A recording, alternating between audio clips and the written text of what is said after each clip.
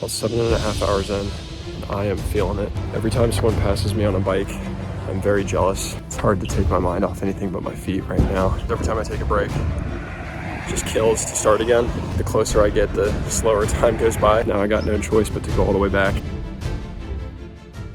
I am going to be going on a 12-hour walk tomorrow. This is something that was inspired by Colin O'Brady's book, The 12-Hour Walk. Just you and nature, and you just disconnect from everything entirely for 12 hours. And yeah, I'm looking forward to it. All right, so we are officially off and on the trail. It's like 6:42 a.m. So started a little bit late, but not too bad. It's also a beautiful sunrise this morning, so that's not too bad. Also, I hope the audio is okay because I brought my lapel mic, but my receiver, I forgot that I need the adapter to fit into my phone because my phone's a little bit older. So pretty bummed about that. Hopefully the audio isn't too bad. But yeah, 12 hours to go. I will probably check back in maybe after the first hour or so, and we will go from there.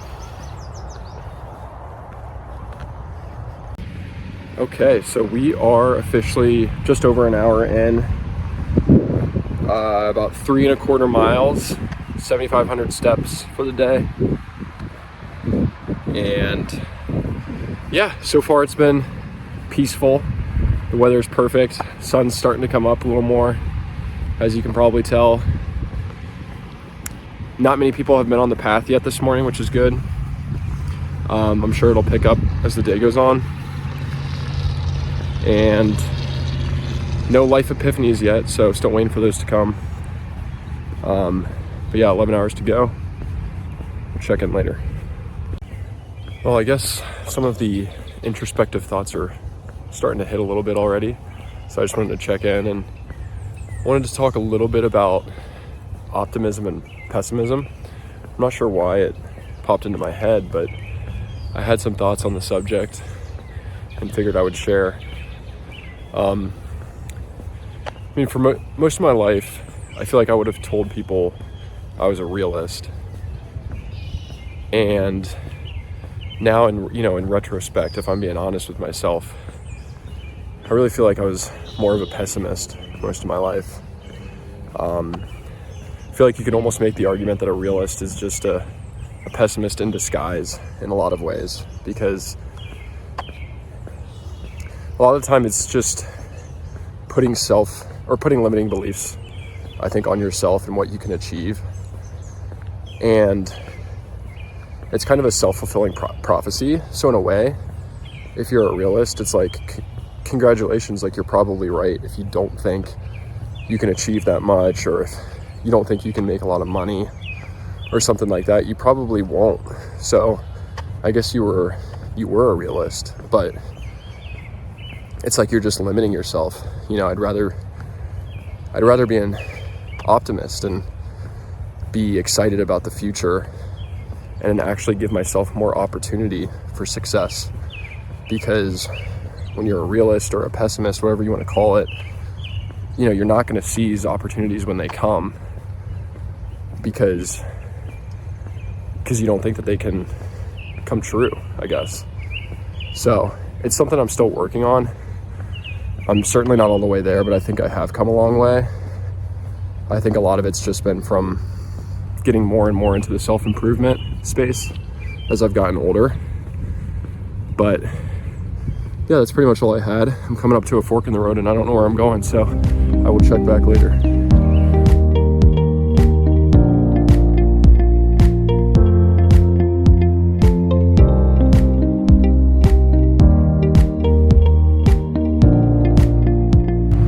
Okay, so I am just over 3 hours in, 25% of the way done, 75% left to go, which seems like kind of a lot.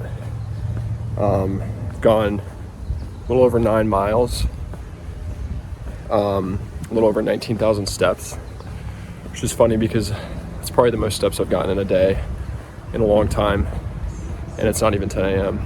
So pretty good. Hi. And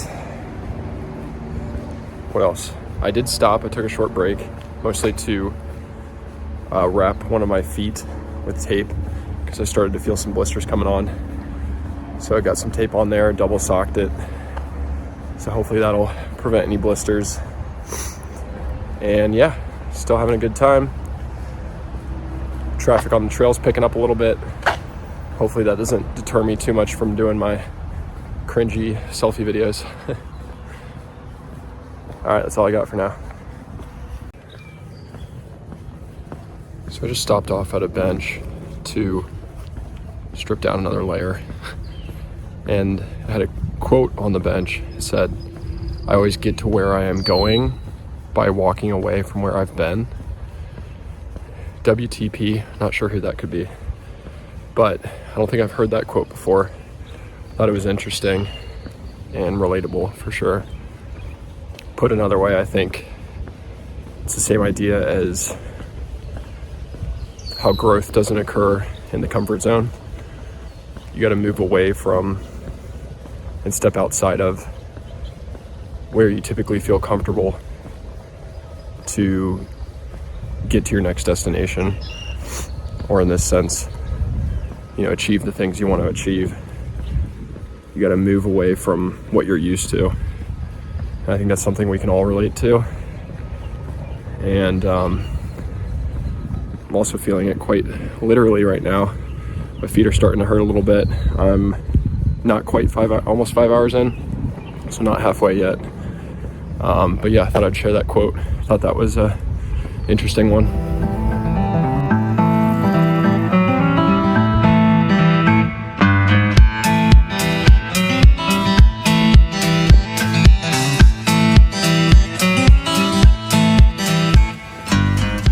So random thought, but while walking along this trail, there's been a lot of signage about how it used to be railroad tracks, which I think is pretty common for unused railroad tracks to get turned into bike and walking paths all across the country. But anyway, just thinking about the amount of work that would have gone in to building railroad tracks, a couple hundred years ago.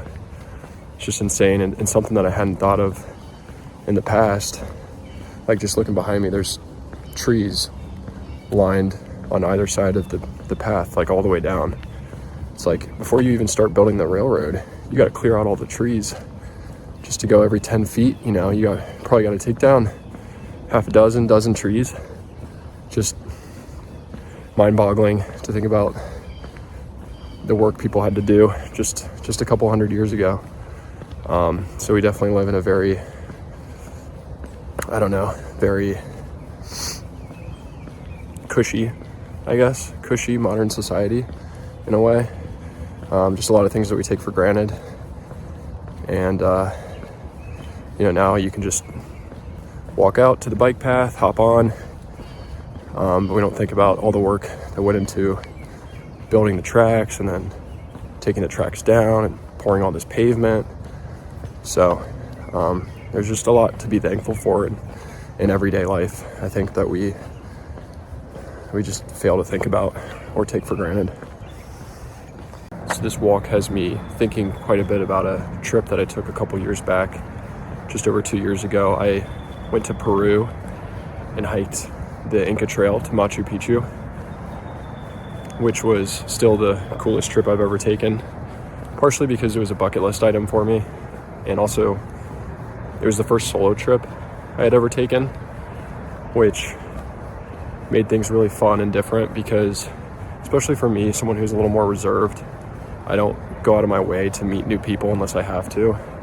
So by traveling solo, I basically forced myself to do that because I wasn't gonna just stay to myself the whole time.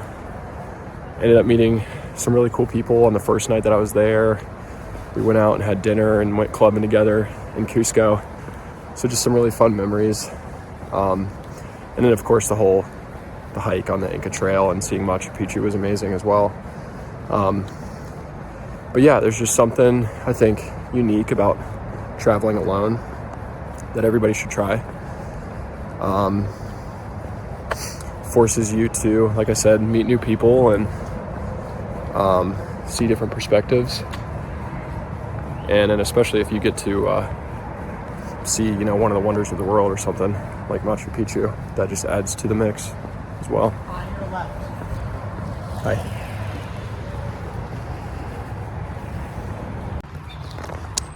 All right, thank God I came across this little public park with picnic benches. I was coming up on my halfway point. I'm at 5 hours and 45 minutes. So by the time I eat lunch, take a break, it'll be time to turn around halfway. But yeah, my feet are killing me. I was getting hungry. I wasn't sure if there was going to be any benches or anything. There happens to be this little spot in the shade with picnic benches, so worked out nice. I am at just under 17 miles and almost 35,000 steps, which is insane. I normally get like 6 or 7 in an entire day, and it's like 12:30 right now. So staying strong. Gonna have some lunch, and then we'll be heading back. Packed a bunch of random things for food. Did some peanut butter sandwiches, protein bars, bananas, grapes.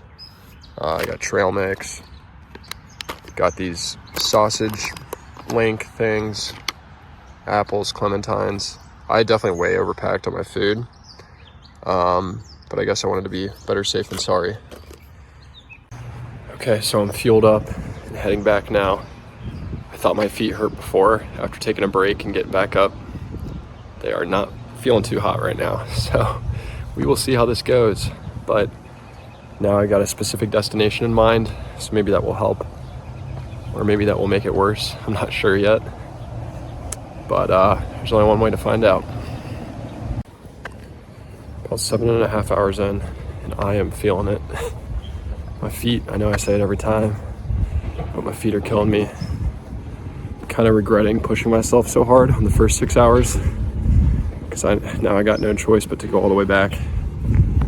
And it's become a little more of a physical and a mental battle than I had anticipated. It's hard to take my mind off anything but my feet right now. Trying to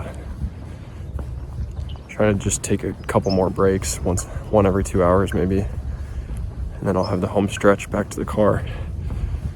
So you live and you learn. Every time someone passes me on a bike, I'm very jealous that they're on a bike and I'm not. I'm thinking this must have been how the pioneers on foot felt when someone in a wagon, horse-drawn wagon, passed them. So at this point, morale was pretty low, and I happened to run into a cat on the trail. And if you know anything about me, you know I adore cats. So this was a nice change of pace, gave me a little break, and as you can probably tell, it was a very friendly cat.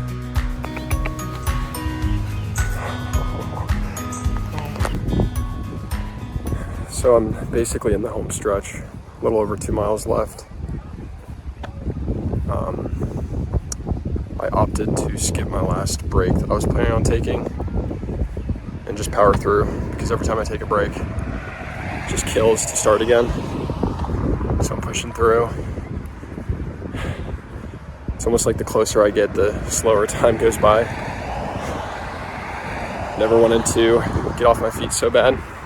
I swear if I keep talking about my feet, this video is going to end up in the wrong corner of the internet. I don't know how, but I made it. I will get more stats when my watch syncs with my phone, but the unofficial stats are 12 hours and 45 minutes. So I tortured myself and went 45 minutes longer than I was supposed to. I went just over 34 miles, 34.02 miles, and it was about 22 and a half minutes per mile. And I went 72,113 steps. Holy shit. All right, I'm going to, I think I'll check back in once I'm home and rested, maybe even tomorrow, once I have a little more mental bandwidth to reflect on the day, because right now I just need to get home, lay on the couch, and drink some water. Okay, so it is now the day after my 12-hour walk. I've had a little bit of time to rest up, to recover a little bit. I'm still very sore. It's tough to walk. I'm kind of hobbling around today, but to be honest, feeling a little bit better than I thought I was going to feel after how yesterday went. So, overall thoughts, despite how much I wanted to be done for the last several hours yesterday, despite that, I have no regrets. And I kind of knew that. I mean, when I was in the thick of it and I wanted to quit, because I did want to quit a couple times, it passed my mind like I could stop and get an Uber back to my car. That crossed my mind. But I can honestly say I didn't give it any real consideration because I knew I was already in that deep. I knew I had to finish. So I also knew that I was going to be proud of myself when I got done, and I wasn't going to regret doing it. Um, I definitely went about it in the wrong way. If you go to, and I'll link, I might have already said this, but I'll link Colin O'Brady's website for the 12-hour walk, where he talks about tips and tricks and stuff. The idea is not to go as far as you can. It's to disconnect from your phone and everybody else, for that matter, to just be alone, to be more connected with nature, and to be on your feet, or just outside at least for 12 hours straight. The idea is not to go as far as you can, which when I set out, that wasn't my intention either. It wasn't to cover as much distance as I could. I don't know, the first 6 hours, you know, I could kind of start to feel some blisters forming, but for the most part, I felt fine. It wasn't until like maybe the last half hour of the first half of the walk that my feet really started to hurt. So I didn't expect the second half to be that bad. But in hindsight, I really should have taken it a lot more easy. I should have taken more breaks. The breaks should have been longer. There were several parks that I passed by. I could have stopped at the parks and maybe like meditated, or I could have even brought my Kindle to read or something. So in hindsight, if I did it again, I would definitely take it way easier in terms of how much distance traveled. And I think by doing that, I would have gotten more out of it in terms of just reflecting on my goals in life and stuff like that, which was my original intention. And what it turned into was the second half of the walk, I couldn't think about anything but how bad my feet hurt. So that made it impossible to reflect on anything about my life, which is fine, because what I did get out of it is I got some proof that I could do something that was really difficult, where you kind of have to put mind over matter. And doing really hard things like that every once in a while is really good for your mind. You should try to do difficult things every day, but you should also try to do really difficult things on a fairly regular basis. And I hadn't done something that hard in a long time. That honestly might have been the hardest thing I ever did. And it's like every time you do something really hard like that, then you're always going to be able to reference that. So the next time you're doing something that's really challenging and it doesn't really feel like you can do it, you can think back to those past events, like I got through that and that was hell, so why can't I do this next thing? So I think it's really important to have that proof to yourself to be able to do stuff like that, because you can lie to yourself sometimes, like fake it till you make it type stuff. But if you always give up when something gets hard, then the next time something's hard, like you're probably going to give up again. I think Alex Hormozy talks about building a stack of undeniable proof. So I think this concept feeds into that of like you're just giving yourself proof that you can do hard things. Or as David Goggins would say, building a calloused mind. It's stuff like that, that 100%, that's how you get a calloused mind. So even though it wasn't what I had set out to do, it still is something that I'm going to benefit from for sure. And again, I'm glad I did it. Even though I would do it differently now, I still have no regrets. The other thing I'll say too is like you could get a lot out of doing something like this without having to spend 12 hours. I know it's hard to set 12 hours aside to be completely disconnected from your phone, especially if you have kids or maybe a dog at home or something like that. You could get a lot out of this just by taking like 6 hours, and still 6 hours, you don't have to walk super far, but just be away from your phone, be with nature. And I think you could get a lot of reflection opportunities from doing that in a shorter period of time as well. So it doesn't have to be 12 hours. I think that's a catchier phrase, but overall, it was a fun experience. It's definitely something new. I don't know if I'll ever do it again. If I do, I will make the changes I talked about. Comment below your thoughts, or if this is something that you would do, or maybe you have done it before. Leave a comment, and otherwise, like and subscribe, and check out my channel for other content about improving your life and improving your mindset and overall happiness. And I will see y'all in the next one. Peace.